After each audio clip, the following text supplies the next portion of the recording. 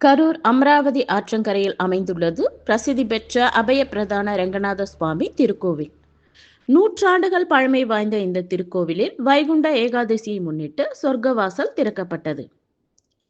கரூர் மாநகரின் அமராவதி ஆற்றங்கரையில் அமைந்துள்ள பிரசித்தி பெற்ற அபயப்பிரதான ரங்கநாத சுவாமி திருக்கோவில் நூற்றாண்டுகள் பழமை வாய்ந்தது. இந்த திருக்கோவிலில் வைகுண்ட ஏகாதசியை முன்னிட்டு பகல் 10 ராப்பத்து நிகழ்ச்சி கடந்த 20ஆம் தேதி முதல் தொடங்கி வரும் 9ஆம் தேதி வரை நடைபெறும். அதனைத் தொடர்ந்து நாள்தோறும் சுவாமி அலங்காரத்தில் எழுந்தருளி திருவீதி உலா நடைபெற்று வருகிறது. திருவிழாவின் முக்கிய நிகழ்வான பரமபத வாசல் எனும் சொர்க்கவாசல் திறப்பு இன்று அதிகாலை 4:30 மணி அளவில் திறக்கப்பட்டது.